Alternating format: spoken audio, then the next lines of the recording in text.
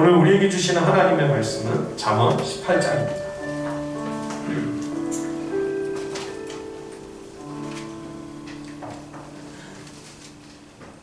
구약성경 잠언 18장 1절로 12절까지의 말씀을 우리 함께 교독하겠습니다.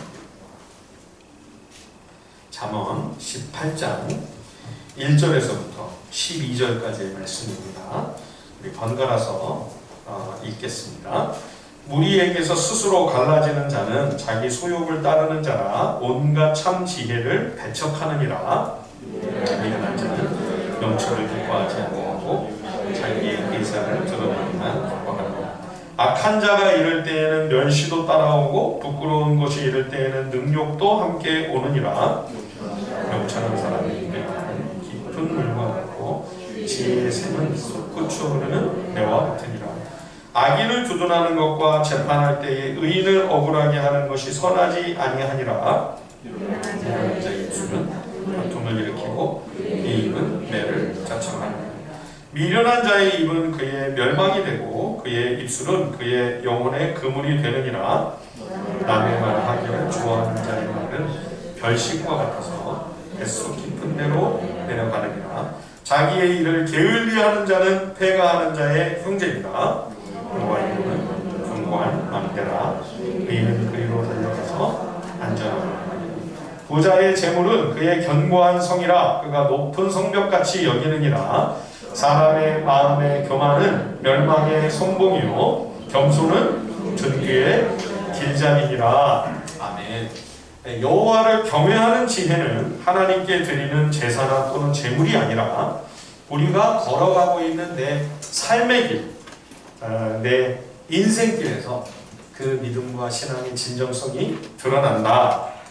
이것이 잠언이 강조하고 있는 바라고 지난주에 말씀드렸습니다.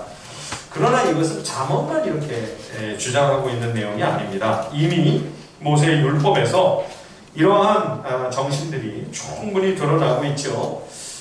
제사제도와 또 희생제물을 바치는 내용을 상세히 다루는 레위기에도 그 내용이 그저 제사와 제물 바치는 것에 관한 것이 전부가 아니고요. 율법의 핵심 정신인 이웃사랑에 관한 말씀이 레위기에 기록되어 있는 것을 우리들은 봅니다. 레위기 19장에 보면 이런 말씀이 있지요. 너는 내 백성 중에 돌아다니며 사람을 비방하지 말며 내 이웃의 피를 흘려 이익을 도모하지 말라. 나는 여호와이니라. 너는 내 형제를 마음으로 미워하지 말며 원수를 갚지 말며 동포를 원망하지 말며 내 이웃 사랑하기를 내 자신과 같이 사랑하라. 나는 여호와이니라. 이게 레위기에 기록되어 있는 말씀입니다.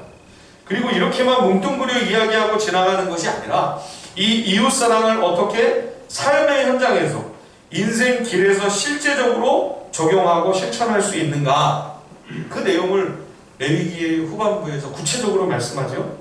예를 들면 안식일을 지키는 계명도 그렇습니다. 단지 예배 빠지지 말아라, 주일 성수해라, 그런 정도의 차원이 아니고요. 그것을 넘어서서 한 발짝 더 나아가 나그네와 노예와 종들, 가장 힘들게 일하는 노동자들도 일주일에 그 하루는 쉬게 해줘라. 안식을 누리게 해라. 그래서 하루라도 쉬면서 그들이 숨을 좀 돌리게 해줘라. 그게 안식의 계명이죠. 또 7년마다 돌아오는 안식년을 지키며 재정적인 사정으로 노예가 된 이웃을 종의 신분에서 해방시켜주고 이웃의 채무를 탕감해주라고 명령하십니다. 안식년 그러면 우리는 내가 쉬는 걸로만 생각을 하잖아요. 그런데 안식년의 진정한 의미는 다른 사람의 안식을 보장해주는 거죠. 예. 그리고 심지어 50년째 돌아오는 희년에는 땅도 그 원주인에게 다 되돌려주도록 하셨죠. 이것은 그저 사회적 약자를 위한 복지의 사다리 찜이 아니고요. 패자 부활의 완벽한 기회를 허락해주는 엄청난 파격이지요. 이 율법이 기록된 당시가 3500년 전의 그 고대 상황이라고 하는 것을 우리가 감안한다면 이 자체로 가히 혁명적이라고 밖에는 할 수 없는 그러한 말씀들이 아닙니까? 그러니 레위기의 율법이 단지 제사와 제물을 많이 바쳐야 된다, 그 정도를 우리에게 이야기하고 있는 것이 아니고요. 그렇게 하나님을 진심으로 예배하는 언약 백성이라면 어떻게 세상의 흔한 우상 숭배자들, 그 탐욕스러운 우상 숭배자와는 다른 구별된 거룩한 삶의 가치를 가지고 살아야 하겠는가? 그것을 레위기가 말씀하고 있는 것이죠. 그런데 나중에 가나안 땅에 정착한 이스라엘 백성들의 모습을 보면 그러한 율법 정신을 제대로 실천하는데 실패하는 것을 보게 됩니다. 그래서 북이스라엘과 남유다가 분열이 되고 또 그마저도 세상 큰 제국들에 의해서 차례로 패망을 당하게 되죠. 이즈음에 등장하는 사람들이 바로 선지자들입니다. 구약 성경 후반부를 차지하고 있는 선지서들을 보면 그 선지자의 메시지의 핵심은 율법과 똑같습니다. 결국. 예. 왜 북이스라엘과 남유다 하나님의 나라가 세상 왕국에 의해 멸망을 당할 수밖에 없는가? 물론 하나님께 예배를 안 드리고 우상 숭배의 유혹에 넘어졌기 때문에 하나님이 분노하셔서 징계하시는 것이다. 그것도 물론 틀린 진단은 아니겠습니다만, 그러나 엘리야 선지자의 탄식처럼 이스라엘 백성들이 우상 숭배한다고 한 번도 여호와께 드리는 제사를 멈춘 적은 없죠. 나는 여호와께는 이제 제물 안 바치고 여호와께는 제사 안 드리고 우상에게만 나는 절하고 우상에게만 제물 바치고 우상 숭배만 할 거다. 그런 적은 거의 없습니다. 항상 우상도 섬기고 하나님께도 예배하고 우상도 제물을 갖다 바치고 하나님께도 제사 드리며 제물을 바치고 늘 양다리를 걸치고 있었죠.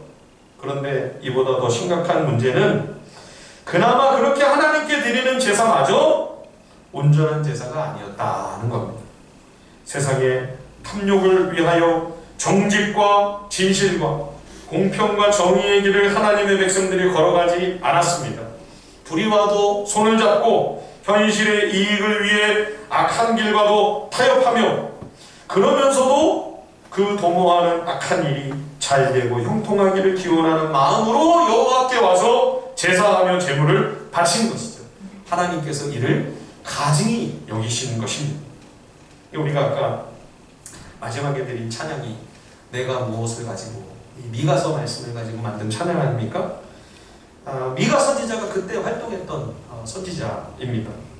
이 미가가 하나님 앞에 깊이 고민을 한 겁니다. 내가 뭘 해야 하나님이 기뻐하실까?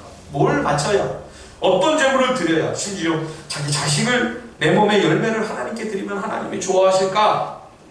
그런데 하나님께서 율법의 말씀을 통해 세 가지 핵심을, 율법 정신의 핵심을 미가 선지자에게 다 깨우쳐 주신 거죠. 네가 공의의 길로 걸어가고 이웃을 사랑하며 너의 그 일상에 살면서 겸손히 하나님과 동행하는 것, 이게 하나님이 지금 너한테 원하시는 게 아니냐. 어떤 제물, 어떤 제사보다도 이게 하나님이 가장 우리에게 기뻐하시며 기대하고 계시는 바가 아니냐. 이게 바로 계명의 핵심이죠. 우리가 지금 살펴보고 있는 잠언의 지혜도 이와 같은 맥락이다 하는 것을 우리는 깨닫게 됩니다. 결국 북이스라엘과 유다가 다 철저히 멸망을 당하고 심지어 예루살렘 성전까지 완전히 회파되었습니다. 여러분, 하나님의 집, 하나님의 거룩한 성전 예루살렘을 하나님이 다 불살라지고 무너지고 붕괴하도록 하나님이 그냥 내버려 두셨다. 이게 언약 백성들에게도 그 당시에 엄청난 충격이었지만 우리도 이것을 깊이 가슴에 좀 새겨봐야 됩니다. 하나님이 그거 얼마든지 막아주실 수 있잖아요. 왜 하나님이 그걸 내버려 두셨죠? 하나님의 집인데, 하나님의 성전인데. 그들에게도 또 오늘 우리들에게도 하나님께서 분명히 말씀하시는 것이죠.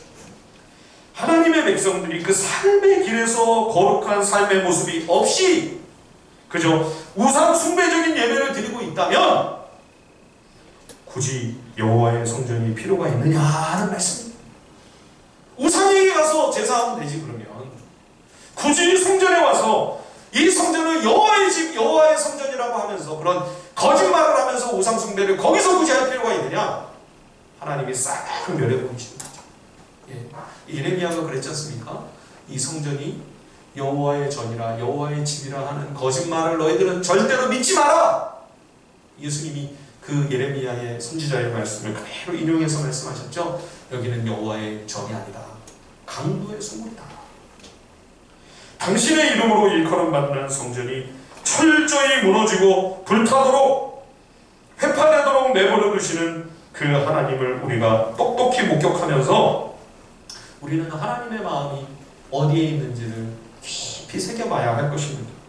오늘날 교회가 교인이 많이 모이고 돈이 많아져서 큰 땅을 사놓고 거대하고 화려한 엄청난 규모의 예배당을 아무리 많이 짓는다고 해도 그런 것으로 하나님 나라가 계속 흥왕하리라, 복음이 영광스럽게 되고 우리 하나님이 영광 받으시라 생각하면 큰 착각인 거죠. 그 안에서 예배하는 성도의 삶이 율법 정신과 하나님의 선하고 의로운 지혜, 그리스도께서 친히 앞서 걸어가신 사시며 가르치신 그 인생의 길을 우리가 살아가지 않는다면 그 모든 것은 다 주님과 아무 상관이 없는 거죠. 그게 무너지는 것은 순식간입니다. 하루아침이죠. 한순간입니다. 이런 구약 전체의 역사적 맥락 속에서 오늘 잠언이 우리에게 일깨워주는 참된 지혜의 길을 오늘도 우리가 함께 생각해 보고자 합니다. 그래서 잠언은 주로 우리의 생활, 일상을 주로 다루고 있음을 거듭 주목하게 됩니다. 한 분이 이런 질문을 했습니다. 잠언에 보니까 보증 서주지 말라는 당부가 여러 차례 나오는데 성경 전체를 보면 이웃을 위해 희생을 하고 심지어 친구를 위해 목숨을 버리면 이보다 더 큰 사랑이 없다, 그렇게 말씀하시지 않았습니까? 그러면 나에게 아무리 큰 손해가 되고 어떤 희생을 치른다고 해도 보증 서주는 것이 성경 전체의 맥락과 오히려 부합하지 않습니까? 참 날카로운, 아주 예리하고 정말 좋은 질문이죠. 물론 성경에는 그런 온전한 사랑에 대한 교훈이 있습니다. 그래서 예수님께서 나를 위해 목숨 버리신 그 사랑처럼 우리도 그런 희생과 그런 온전한 사랑에까지 이르러야 하지요. 그것이 성도를 향한 주님의 비전이고 율법과 잠언과 신약의 모든 교훈들이 다 바로 그 한 가지 방향, 한 가지 초점, 즉 율법의 완성인 사랑을 지향하고 있습니다. 그래서 내 삶 속에서 정말 때로는 내 모든 걸 다 잃을 만큼 다 손해를 보고 심지어 목숨까지 내어놓을 만큼 내 모든 걸 걸고 순종하며 희생해야 될 때가 있습니다. 어떤 경우는 순교에 이르러야 되는, 그죠? 순교를 각오하고 순교를 감당하는 그런 신앙의 참 위대한 모습도 우리가 보게 되지 않습니까? 그러나 여러분, 하나님께서 우리에게 매번 순교를 요구하시는 것은 아닙니다. 그렇죠? 순교 그 자체가 신앙의 목표도 아니고요. 우리가 평범한 내게 주어진 그 일상을 주님과 동행하며 삶의 길에서 주님 말씀 따라 순종하며 하나님의 뜻을 쫓는 그러한 삶을 부지런히 최선을 다해 살아갈 때에 혹시 다 그런 것도 아닙니다. 혹시 만약 나에게 순교를 해야만 하는 그런 상황이 닥친다면 일상을 주님 앞에서 함께 동행하며 살았던 그 믿음의 사람이 그 순교조차 순종하며 따를 수 있지 않겠습니까? 그래서 잠언의 지혜가 주로 초점을 맞추고 있는 부분은 일상입니다. 일상의 삶 속에서 내게 맡겨주신 가정, 식구들, 내 자녀들 잘 부양하고 양육하고 책임져야만 하는 그 숭고한 일상의 사명을 하나님 앞에서 잘 감당하기 위해서는 내 능력 범위를 넘어서는 그러한 책임을 짊어져서는 안 된다. 아주 지극히 실제적인 지혜를 우리에게 조언해주고 있는 것이죠. 잠언 말씀이 이처럼 일상을 중요시하고 있기 때문에 무엇보다 가장 관심을 가지고 다루고 있는 분야가 우리 마음입니다. 지난주일도 잠언의 마음이라는 단어가 100여 번 정도 나온다, 그런 말씀을 드렸죠. 마음은 우리의 인격과 성품, 또 인간의 지성과 이성과 심지어 영혼이 자리 잡고 있는 자리가 바로 마음이 아닌가 이렇게 여기는 분들도 많이 있습니다.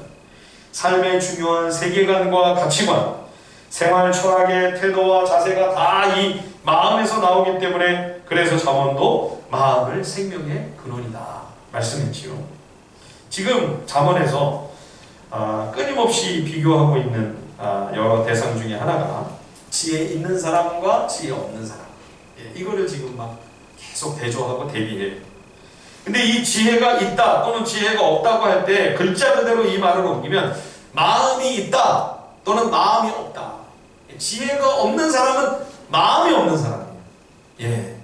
그냥 글자 그대로 보면 마음이 없을 수가 있습니까? 살아있는 사람인데 마음이 없다는 게 도대체 무슨 말일까요, 여러분? 우리가 옛날 선생님께 꾸중을 듣거나 또는 부모님께 야단 맞을 때 어른들이 그렇게 혼을 내곤 하셨습니다. 너는 도대체 생각이 있는 애니 없는 애니? 생각이 있는 애니 없는 애니? 여러분들의 표정이 전혀 공감을 못하겠다 그런 표정이십니다. 그렇게 혼나본 적이 없다. 저는 이런 얘기 많이 들었어요. 너는 생각이 있는 애니 없는 애니? 속으로 저 생각이 있는데 생각이 있긴 있는데 생각이 딴 데가 있는 거죠. 부모님이 선생님이 기대하는 생각이 아니라 엉뚱한 생각을 하고 있는 거죠. 그러니까 지혜가 없다, 마음이 없다, 이것도 마찬가지입니다. 하나님께서 당신의 은혜를 입고 살아가는 이 언약 백성들이 이런 정도 수준의 생각과 마음을 품고 이러한 삶의 길을 걸어갔으면 하는 하나님의 소망과 기대와 바람이 있으신 것이죠. 거기에 못 미치는 것입니다. 그 중심에 하나님의 생각, 하나님의 시선, 하나님의 마음, 그것을 품고 하나님이 뭘 가장 바라시고 원하시며 기뻐하실까? 이것을 기도하고 고민하며 분별력을 가지고 판단력과 거룩한 통찰력으로 이것을 올바로 선택하기 위해 하나님 앞에서 깊이 고심하는 이러한 마음이 없다는 거죠. 이게 지혜 없는 사람이에요.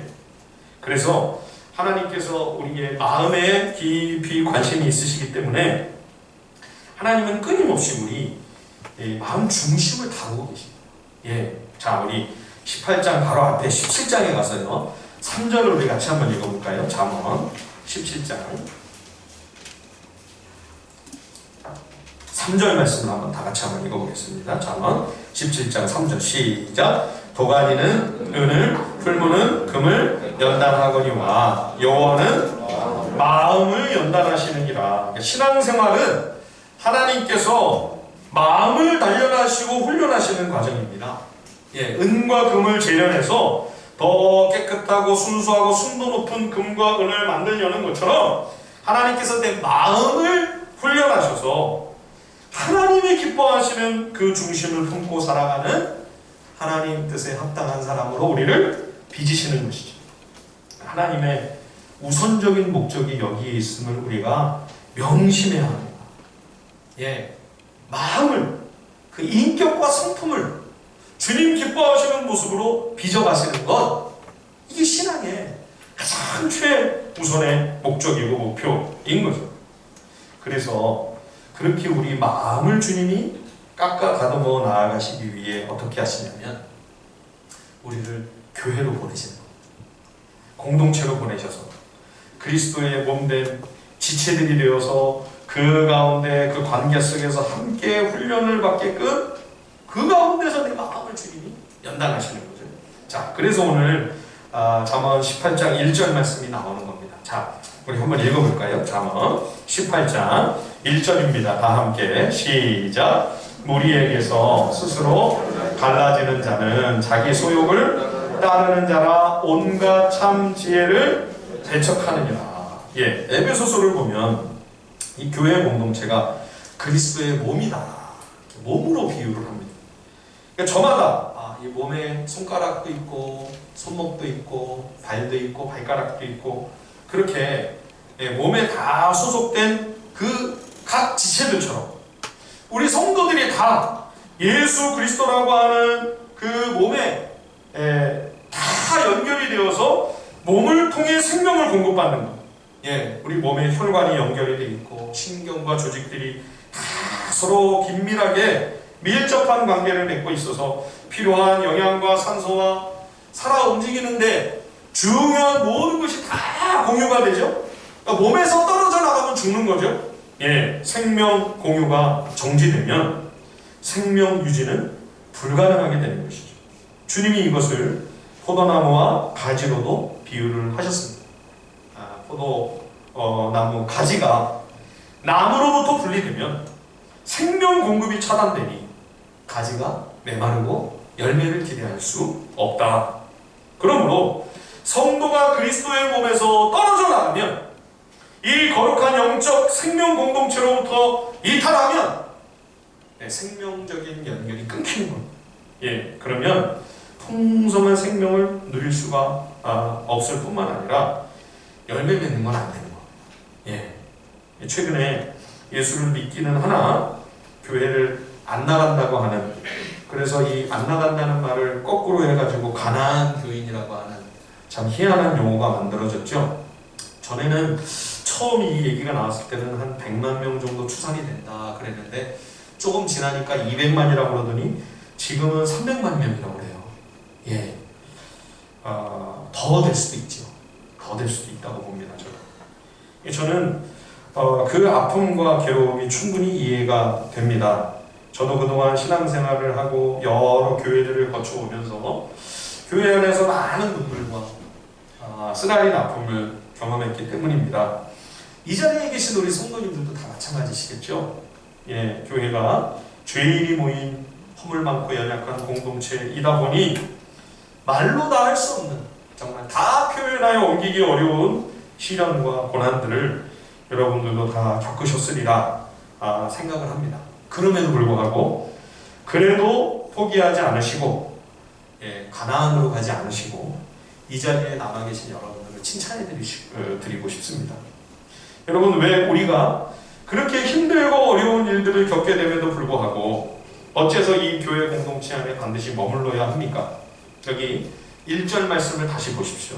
18장 1절을 보시면 공동체로부터 떨어져 나가는 사람은 자신의 욕심을 채우려는 것이다.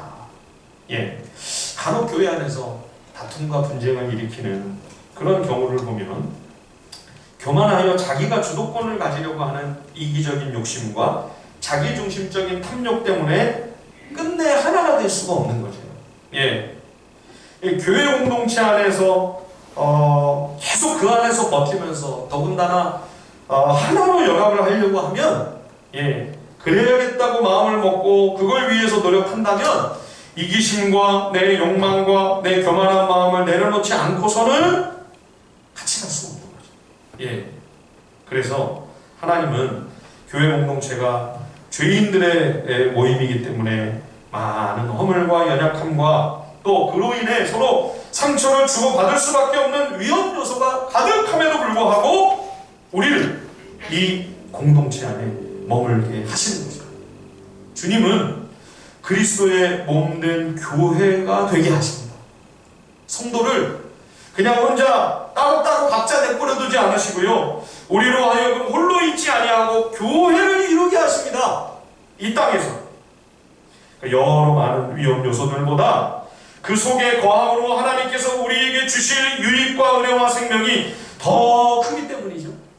그러니 사랑하는 성도 여러분, 어떤 어려움이 있어도 그리스도의 몸에 꼭 붙어 계셔야 됩니다. 예, 절대 떨어져 나가지 마시고요, 여기서 좋은 관계를 자꾸 맺으시고요, 힘들어도 잘 안 되면 적극적으로 노력하셔야 됩니다. 그래서 몸 안에 거하고 몸에 꼭 달라붙어 있어야 됩니다. 예, 그래야 우리 모두의 마음속에 있는 이 교만, 예, 우리가 자기는 안 교만한 것 같아요. 그죠? 여러분, 잠언 말씀 읽으면서 자꾸 누가 딴 사람이 자꾸 생각나세요? 이거는 누가 좀 읽어야 되는데. 그게 교만이에요. 이 말씀을 나한테 적용하셔야 됩니다. 다른 분 자꾸 생각나고 떠오르고 그러시면 안 돼요. 사탄아 물러가라 그러세요. 예, 내가 교만해야 돼요. 내가 오만해요. 예, 내가 왕이 되려고 하고, 내가 주도하고 이끌고 가고 싶어하고, 내가 주목받으려고 하고, 내가 가장 높아지기를 원하는 그 거만한 마음이 이 공동체로 함께 살아가는 그 시련과 고난 속에서 비로소 깎여나가고 다듬어지는 거죠. 이 안에서 서로 부딪히고 부대끼는 가운데 그런 상처와 아픔 속에서 내 마음 중심을 깊이 주님이 들여다보게 하십니다. 그때 비로소 내가 얼마나 악하고 교만한 자인지를 깨닫게 되는 거죠. 그걸 발견하게 될 때 비로소 예수 그리스도의 십자가에 깊이 동참합니다. 주와 함께 나도 함께 죽고 주가 부활하실 때 나도 함께 부활하고 이제는 내 안에 내가 사는 것이 아니라 주님이 내 안에서 사시는 그 복음이 정말 나에게 실제가 됩니다. 거기서 우리가 겸손이라고 하는 진정한 지혜를 깨우치게 됩니다. 비로소 터득하게 되는 거죠. 그래서 여러분 공동체를 떠나면 자 여기 18장 1절 다시 한번 보십시오. 공동체를 떠나면 어떻게 된다고요? 온갖 참된 지혜를 내던져버리는 내팽개쳐버리는 가장 어리석고 미련한 선택이다. 여러분 우리가 함께 살아야 배웁니다. 함께 살아야. 공동체 안에서 같이 지내면서 힘들고 어려운 문제도 우리가 같이 겪고 참아내야만 할 버텨내야만 할 많은 문제도 시련도 있지만 그 과정을 우리가 같이 통과해야 비로소 우리는 생명의 길을 알게 되고 소중한 생명적 지혜를 터득하게 되는 것이죠. 제가 목사 안수 받고 2000년도에 우리 동기 목사님과 함께 교회를 개척을 했습니다. 우리 지금 하늘비전 교회 시작한 것처럼 모교회가 지원을 해주고 후원을 해주고 그런 거 하나도 없었고 또 성도들 멤버들이 있었던 것도 전혀 아니었고요. 그냥 두 가정이 같이 의기투합해가지고 그래서 둘이 가진 거 다 꺼내놓고 그거 갖고 이제 장소도 얻고 그래가지고 이제 공동 담임으로 5년 동안 이제 교회를 동역을 했는데 5년 만에 제가 교회를 사임하고 떠날 수밖에 없는 상황이 됐습니다. 처음에는 도무지 납득이 안 됐습니다. 왜 내가 그만둬야 되나? 왜? 이 상황이. 근데 아무리 생각해도 제가 그만두지 않으면 교회는 계속 갈 수가 없고 제가 그때 얼마나 힘들었는지 금식을 하러 기도원에 갔는데 제가 20일 금식을 했어요. 그때 거의 한 3주 정도 되죠. 그걸 못 내려놓겠는 거예요. 왜 내가 만둬야 됩니까? 근데도 주님이 네가 나가야 된다. 그러셔서 이제 할 수 없이 순종을 했는데 그러고 나서도 마음이 계속 불편한 거죠. 나 때문에 이게 이렇게 됐다고 생각이 안 들고 상대방에게 책임이 있다. 같이 동역했던 그 목사님 때문에 동역이 깨졌다고 제가 생각을 한 거죠. 근데 하나님께서 그 힘들고 어려운 와중에 참 몸부림치면서 기도하는데 주님이 제 마음속을 깊이 들여다보게 해주시는 거예요. 그런데 몰랐던 내 모습이 막 보이는 겁니다. 주님이 저의 모습을 진면목을 다 들춰내시는데 얼마나 오만하고 거만한지 내가 다 주도를 하려고 했었고 내가 더 각광을 받으려고 했었고 내가 조명을 더 받으려고 아등바등했고 성도들의 인정과 칭찬과 인정을 내가 더 받으려고 그렇게 몸부림을 쳤던 거죠. 그런 저의 악함과 교만을 하나님께서 깊이 들여다보게 하셔서 정말 깊이 회개하는 시간을 가졌습니다. 제가. 나 때문이 아니라고 생각을 했는데 그게 아니었던 거죠, 사실. 그러던 차에 이제 시간이 좀 더 지나 함께 동역했던 그 목사님으로부터 연락이 왔습니다. 교회 장소를 지금 있는 곳에서 다른 곳으로 옮겨서 새로운 마음가짐으로 다시 개척하는 심정으로 목회를 하려고 하는데 그 목사가 와서 축사를 좀 해달라. 그래서 제가 또 회개를 안 했으면 안 갔을 텐데 회개를 했잖아요. 그래서 같이 갔더니 목사님이 저한테 용서를 구하는 거예요. 그래서 아니라고. 형님이 잘못하신 것이 아니라 제 잘못이 더 많았다. 저도 용서를 구했죠.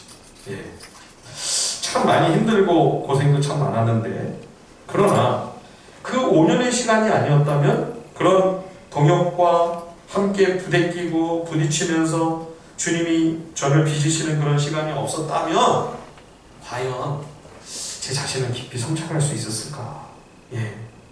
아마 어려웠을 겁니다. 잠언 27장 17절에 이런 말씀이 있습니다. 철이 철을 날카롭게 하는 것 같이 사람이 그의 친구의 얼굴을 빛나게 하느니라. 날카롭고 예리한 쇠붙이와 쇠붙이가 부딪힙니다. 검객들의 그 칼끝이 서로 부딪히는 그 장면을 여러분 한번 상상해 보십시오. 불꽃이 막 튀기고요.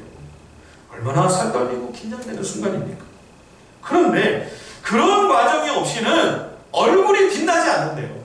예. 함께 같이 가지 않으면 내 인격과 성품이 성숙하게 될 겨를이 없다는 겁니다. 사람이 사람과, 친구가 친구와, 성도와 성도가 공동체 안에서 함께 이 길을 걸어가며 부딪히고 부딪히고 서로 울고 웃고 하는 그 과정들이, 우여곡절들이 불가피하나, 그러나 그 과정을 통해 내 마음이 주님의 인격과 성품으로 성숙하며 주님을 닮아가게 된다. 자, 오늘 본문 잠언 18장 2절 3절을 보십시오. 미련한 자는 명철을 기뻐하지 아니하고 자기 의사를 드러내기만 기뻐하느니라. 악한 자가 이를 때에는 멸시도 따라오고 부끄러운 것이 이를 때에는 능욕도 함께 오느니라. 자기 주장만 고집하려고 하는 거죠. 지금 어리석고 미련한 사람이요. 그 교만한 마음이 공동체 안에서 연단을 못 받은 겁니다. 자기를 깊이 들여다볼 수 있는 시간을 못 가진 거예요. 예. 그러면 계속 싸우는 거죠. 예. 그러니까 우리가 교회에서 여러분 신앙생활 할 때 이 잠언이 지금 계속 초점을 맞추고 있는 방향이 어디예요? 마음이에요, 내 마음. 우리의 마음 중심을, 내 이 깊은 중심을 말씀 앞에서 이 진리의 빛 앞에 깊이 들여다보는 그 일을 우리가, 그 작업, 그 과정을 우리가 하지 않으면요, 계속 싸우는 겁니다. 예. 내 주장만 하려고 하는 거예요. 내 욕심, 내 아집, 내 고집을 가지고 내 뜻을 이루겠다고 몸부림치고 발버둥 치면서 서로 계속 싸우고 분쟁하고 분열하고 다투는 거죠. 신앙생활 하는 거 아닙니다. 신앙생활 하는 거 아니에요. 마음을 깊이 들여다보는 거. 여러분, 말씀 앞에서. 이게 신앙생활이에요. 예. 이게 결국 멸시와 부끄러움을 당하게 된다. 그렇죠? 제가 그야말로 정말 열심히 물불 안 가리고 막 열정적으로 주님을 섬기며 사역을 하고 있을 때 제게 한번 주님이 충격적인 말씀을 하신 적이 있습니다. 정말 너무나 분명하고 또렷하게 주님이 뭐라고 말씀하시냐면, 저에게 사역자는 사역에만 관심이 있는데 하나님의 관심은 일이 아니고 사역자에게 있다. 예. 저는 주님을 위해 제가 막 열심히 발로 뛰고 애쓰고 부지런히 힘써서 주님이 뭔가 기뻐하실 만한 그런 성과와 열매를 만들어내기 위해 불철주야 힘쓰고 애를 쓰고 있었는데, 주님이 저한테 어느 날 말씀하시는 거예요. 그거 잘해내는 게 중요한 게 아니고 내 관심은 너한테 있다. 너. 주님이 우리를 구원하신 목적은 우리를 통해 무슨 대단한 일을 이루시는 것이 아닙니다. 여러분, 그러면 굳이 뭐 나를 통해 하셔야 됩니까? 나보다 훌륭하고 더 뛰어난 사람 얼마든지 있는데. 그렇죠? 아니, 주님이 직접 하시면 더 완벽하죠. 예, 아무 문제가 없죠. 나를 구원하신 이유는 하나님 사랑받는 자녀로서 우리들이 풍성한 은혜를 누리고 은혜로운 사람으로 살아가는 것입니다. 자비롭고 정의로운 사람이 되고 긍휼이 많고 의롭고 정직하며 착한 사람이 되는 것. 한마디로 그를 보면 예수님이 생각나는, 예수님을 닮은 좋은 사람 되는 것. 예. 이게 구원의 목적이에요. 이것이 우리 신앙생활의 목표예요. 그래야 내 삶의 길에서 하나님의 선하심이 나타나지 않겠습니까? 복음이 영화롭게 되고 생명의 복음이 증거되며 하나님 나라의 생명과 구원의 역사가 가능하게 되지 않겠습니까? 마지막으로요. 그러면 좋은 사람, 주님 닮은 좋은 사람이 되어야 된다고 했는데, 그러면은 그거는 구체적으로 어떤 사람인가? 오늘 본문에 아주 실제적인 예를 두 가지 말씀합니다. 하나는 말과 언어에 관련되는 거고요. 또 하나는 재물과 연관되는 문제입니다. 역시 우리의 일상과 밀접한 아주 현실적인 문제를 짚고 있죠. 자, 4절을 한번 보십시오. 잠언 18장 4절. 명철한 사람의 입의 말은 깊은 물과 같고 지혜의 샘은 솟구쳐 흐르는 내와 같으니라. 유유히 흐르는 강물을 바라보고 있노라면 여러분들은 어떠신지 모르겠는데 저는 마음이 숙연해집니다. 또 깊은 계곡으로 가서 그 시원하고 맑은 계곡물이 흐르는 것을 보면 아주 그냥 마음속까지 깨끗해지는 것 같죠? 예. 지혜로운 사람의 말은 그렇게 울림과 감동이 있고 치유하는 힘이 있다. 격려가 되고 위로가 된다. 예. 제가 지금 매주 모이는 이 독서 모임 전에 우리 모교에 있을 때부터 동기 목회자들이 몇 사람이 모여서 이제 할민의 기독교 강요를 읽고 우리 한 달에 한 번씩 돌아가면서 발제를 하고 서로 세미나를 하자 이제 그렇게 모이고 있었는데 어떻게 한 번은 그 남북교회 박영선 목사님하고 연결이 돼서 그 은퇴하시기 전이었는데요. 그래서 몇 번을 이제 목사님 방으로 저희가 초대를 받아서 이제 무슨 책을 읽어라 하시면 이제 우리가 다 같이 읽고 가가지고 이제 한 2~5시간 모이면 한 2~5시간 정도 서로 질의응답도 하고 그 책의 내용을 주제로 삼아서 그래서 작은 세미나 모임을 가졌습니다. 근데 그 박영선 목사님 말씀을 이렇게 듣고 있으면 뭐 지식적으로도 물론 뭐 탁월하시니까 배우는 게 참 많이 있지만 저는 마음이 이렇게 위로가 되는 거예요. 예. 그래서 제가 나오면서 항상 우리 동기들한테 오늘도 참 많은 위로를 받고 간다. 그런 얘기를 제가 했어요. 무엇보다 은혜가 되는 것은 이분이 오래전 학교에서 저희를 가르치던 때의 그 모습과 전혀 세월이 오래 지나도 전혀 변함이 없다는 사실이었습니다. 저희 학교 다닐 때 설교학을 교수로 하셨거든요.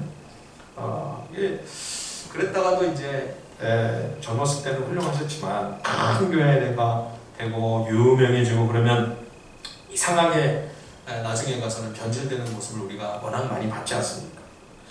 근데 이분은 어떻게 이렇게 변함이 없을까? 오히려 더 심오해지시고 더 깊어지시고 더 따뜻해지고 옛날에는 욕도 많이 하셨는데 요즘에는 욕을 안 하세요. 손주를 본 다음부터는 욕을 안 하게 되더라. 근데 이분이 어떻게 이렇게 변함없이 참 귀한 어른이시다. 이런 어른이 나도 됐으면 좋겠다. 그런 마음이 막 생기거든요. 또 어떻게 이분이 이렇게 변함없이 그렇게 주님을 닮아가실 수 있을까 생각을 하다가 한 번은 이런 제 마음에 깨달음이 왔습니다. 이분이 겪고 있는 그 깊은 고난 때문에 아픈 데가 그렇게 많으세요. 옛날부터 젊었을 때부터 평생을 건강 문제로 고통을 겪고 계시죠. 저희가 학교 다닐 때 한 번은 미국에 있는 신학교에서 이제 강의를 특강을 한번 해달라고 초청이 왔어요. 그래서 이제 비행기를 타려고 건강검진을 받는데 의사가 비행기 타면 안 된다. 목사님 건강에 심각한 문제가 야기될 수 있으니 비행기 타는 거는 허락해 줄 수 없다. 어떻게 가냐? 그랬더니 배 타고 가래요. 배 타고. 구한말도 아니고 태평양에 걸어서 배 타고 미국을 가고 그래가지고 배는 괜찮은가 봐요. 건강에. 그래서 못 가셨어요. 그때도. 그러니까 평생을 그렇게 시름시름 참 아파서 힘든 그런 와중에 오히려 사도 바울처럼 그 약한 가운데 하나님의 더 강력한 은혜가 늘 함께하는 것은 아닐까. 고난이 그를 더 겸비케 하고 오래도록 변함없이 사명의 길을 걸어가도록 붙들어주고 계시는 것이 아닐까. 그 아픔과 고난이 오히려 이분을 더 존귀케 하고 오히려 이분을 지키며 보호해주고 있는 것은 아닐까. 그런 생각이 제가 처음으로 들었어요. 여러분, 왜 하나님께서 사랑하시는 귀한 자녀를 고난 가운데 시련과 고통 가운데 두십니까? 그 마음 중심을 깊이 단련하셔서 모든 불순물을 제거하시고 그 마음이 순전하고 깨끗해지도록 하시기 위함입니다. 그래서 그 속으로부터 나오는 모든 말과 언어가 마치 깊고 맑고 시원한 샘물처럼 많은 사람들이 위로를 받고 격려를 받을 수 있는 그러한 생명의 통로 주님이 쓰시는 것이죠. 사랑하는 여러분, 고난이 나쁜 게 아닙니다. 고난이 우리에게 복이 되고 고난이 오히려 은혜가 될 때가 얼마나 많은지요. 고난이 우리의 신앙을 지켜주고 있는지도 모릅니다. 고난이 우리를 거룩하게 빚어주고 있는지도 모릅니다. 우리가 심히 괴로움당하는 그 문제, 그 환난과 시련 때문에 오히려 우리는 하나님의 사람으로 더 성숙하게 세워져 가게 되는지도 모르는 것이죠. 그렇지 않으면요, 여러분, 오늘 본문 5절에서 이 9절까지의 말씀을 보십시오. 거짓 증언을 하고 다툼 일으키는 말을 일삼고 남의 험담이나 늘어놓고 정작 자기 일에는 태만한 이런 어리석고 미련한 삶의 길을 걸어갈 수 있는 것입니다. 얼마든지. 자, 8절 한번 보시죠. 잠언 18장 8절입니다. 남의 말하기 좋아하는 자의 말은 별식과 같아서 뱃속 깊은 데로 내려가느니라. 이 별식이라는 말이 자세히 좀 찾아보니까요, 우리말이 뜻하는 바와 같이 특별하고 맛있는 무슨 별미 그런 게 아니고요, 아주 탐욕스럽게 먹는다, 개걸스럽게 먹어치운다, 그런 뜻입니다. 그러니까 누가 남의 험담을 하면 사실 여부를 확인도 않고 이게 진실인지 거짓인지도 확인하지 않은 채로 배고픈 사람이, 시장한 사람이 개는 감추듯 음식을 먹듯이 그렇게 다른 사람에 관한 그 말을 성급하고 무분별하게 받아들인다는 거죠. 여러분, 급히 먹으면 어떻게 되죠? 체하죠. 얹히죠. 문제가 반드시 발생하죠. 그래서 이 별식이라고 하는 이 단어에 골마서 상처가 난다, 그런 뜻이 또 포함이 되어 있습니다. 그러니까 뱃속 깊은 데로 내려가서 어떻게 되는 거예요? 문제를 일으키는 거죠. 심각한 문제가 야기되는 거죠. 예, 그런 소문을 내고 그런 말을 지어내고 또 거기에 귀 기울이느라 시간 낭비하지 말고 9절에 뭐라고 말씀하세요? 자기 일을 게을리하는 자는 패가하는 자의 형제니라. 제가 제 식으로 번역을 하면 네 일이나 열심히 잘해라. 남의 일 간섭 말고 참견 말고, 예, 네 일이나 잘 챙겨라. 안 그러면 패가 망신한다, 그런 말씀이죠.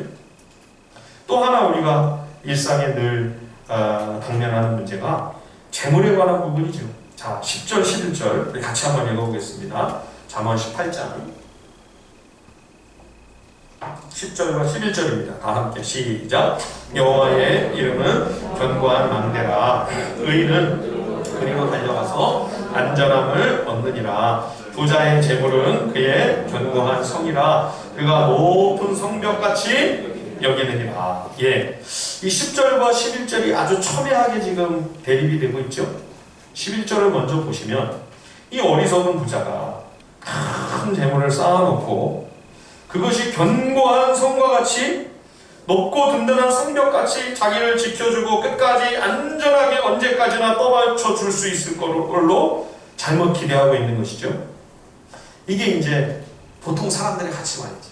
예, 세상의 일반적인 관점입니다. 그러니까 이게 결국 자기 눈에 가장 지혜로운 판단이면 생각인 거죠. 재물이 많으면 든든하고 안정감 있고 이게 나를 지켜주고 보호해 줄 거다, 언제까지나. 그렇죠? 그런데 하나님께서 말씀하셨죠. 스스로 지혜롭게 여기지 말라. 네 눈에 가장 지혜롭다고 여겨지는 것을 따라가면 위험하다. 예, 이스라엘 백성들이 사사시대에 그렇게 비참하게 몰락한 이유가 뭡니까? 저마다 하나님처럼 왕의 자리에 앉아 자기 소견에 옳다고 여겨지는 대로 행하다가, 즉 자기 눈에 지혜롭다고 여겨지는 그 길을 따라가다가 멸망하는 것이죠. 그래서 잠언에 여러분 이 유명한 말씀을 다 기억하시죠? 어떤 길은 사람의 보기에 바르나 필경은 사망의 길이니라. 예, 어떤 길은 사람이 보기에 바르나 필경은 사망의 길이니라. 분명히 우리 눈으로 볼 때는 옳게 여겨져요. 예, 이게 정말 지혜롭고 똑똑하고 탁월한 선택인 것 같아요. 그런데 결국은 죽는 길이에요. 영원한 패망의 길이에요.